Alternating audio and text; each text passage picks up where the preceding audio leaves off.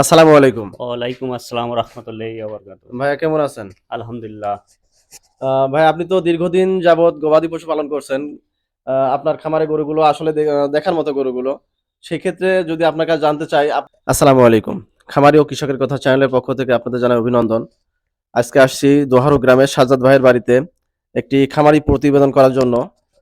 তার খামারে যে গরুগুলো দেখতে পাচ্ছেন ২ টা গাভী গরু এবং একটি ষাঁড় গরু, এদিকে ২ টা বাছুর আছে। সেই বিষয়ে কথা বলব যে আসলে খামারি কিভাবে তারা গরুগুলো পালন করছে। এই এত দামি খাবারের মধ্য থেকেও আমি তার সাথে এই বিষয়ে কথা বলবো এবং সে কৃত্রিম প্রজনন করে সে কতটা লাভজনক হচ্ছে সে বিষয়ে কথা বলবো।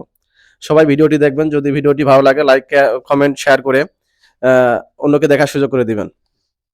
আসসালামু আলাইকুম। ওয়ালাইকুম আসসালাম রাহমাতুল্লাহি ওয়া বারাকাতুহু। ভাইয়া কেমন আছেন? আলহামদুলিল্লাহ।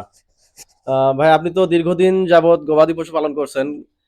আপনার খামারে গরুগুলো আসলে দেখার মতো গরুগুলো। সেক্ষেত্রে যদি আপনার কাছে জানতে চাই, আপনি গরুগুলো যে ২ টা গাভী আছে, এই গাভীকে কি কৃত্রিম প্রজনন করে বেশি লাভজনক হচ্ছেন? না আগে ষাঁড় গরু দিয়ে লাভজনক বেশি হয়েছিলেন? ডাক্তার দিয়ে ইনজেকশন দিয়ে আরকি লাভবান হচ্ছি। মানে কারণ এটাকে বলা হয় কৃত্রিম প্রজনন। হ্যাঁ, কৃত্রিম প্রজনন। আ যাই হোক কৃত্রিম প্রজনন করে লাভজনক হচ্ছেন। আচ্ছা আপনার এই গরুগুলো তো মোট টোটাল ৫ টা খামারে গরু আছে। এই গরুগুলোকে কি জাতীয় খাবার খাওয়াচ্ছেন? ছাল আছে, দেখা যাচ্ছে আবার নতুন করে ভুসি মিক্সড আছে, এগুলো দিচ্ছি। আবার বুঝছি, খ্যার বুঝছি। আছে, ঘাস কাঁচা ঘাস আছে। তাতে যে দামি খাবার যে খাবার এখন খাবারের কস্টটা তো বেশি। হুম। সেই ক্ষেত্রে খাবার ক্ষয়ে তাতে কি আপনার লাভ হচ্ছে না লস হচ্ছে? সেদিকে আপনি কি কখনো হিসাব করে দেখেছেন? বাড়ির গরু দেখা যাচ্ছে খাওয়াচ্ছি, সেই হুম। তুলনামূলক লাভ লসের হিসাব তো থাকে না। গরু আছে, গোবর পাচ্ছে মহিলারা, আসলে এরকম এটাই এরকম অনেকেই এখন গবাদি পশু পালন করে আসলে লাভের হিসাব করে না। মানে একটা জিনিস পুষতে হবে তাই তারা পোষে। আসলে লাভ হ্যাঁ, লস ঠিক, হিসাব ঠিক। করেই লসটা হিসাব গবাদি করলেই পশু পালন করতে হবে। যদি আপনি লাভবান না হইতে পারেন তাহলে কখনোই এটা পোষার যুক্তি আসে না। তবে আমি আপনাদের একটা জিনিস দেখাবো যে আপনার যে গাভী গরুটি দেখতে পাচ্ছেন এইদিকে, এই গাভীটি বাচ্চা প্রসব করছে। ভাই কতদিনে এটা বাচ্চা হয়েছে? ৫ মাস মতো হবে।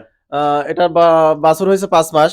এটা আবার কৃত্রিম প্রজনন করা হইছে আজকে প্রায় ১.৫ মাস, ১.৫ মাস মতো হইছে।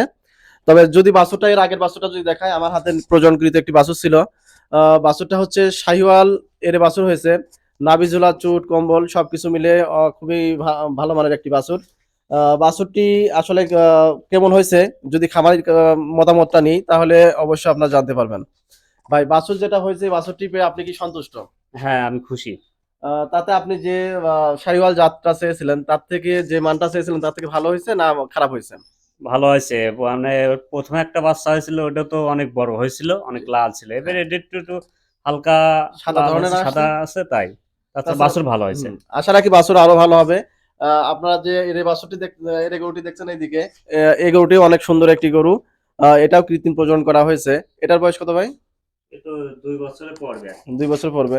আ যাই হোক আমি যেটা বলতে চাই, আপনারা যদি সঠিকভাবে পরিশ্রম করেন অবশ্যই আপনারা সেখান থেকে লাভজনক হইতে পারবেন। সবাই ব্র্যাক কৃত্রিম প্রজননের পাশে থাকবেন, ভালো জাতের বাছুর উৎপাদন করবেন এবং আপনার খামারকে স্বাবলম্বী করবেন। ধন্যবাদ। সবাই ভালো থাকবেন। আসসালামু আলাইকুম।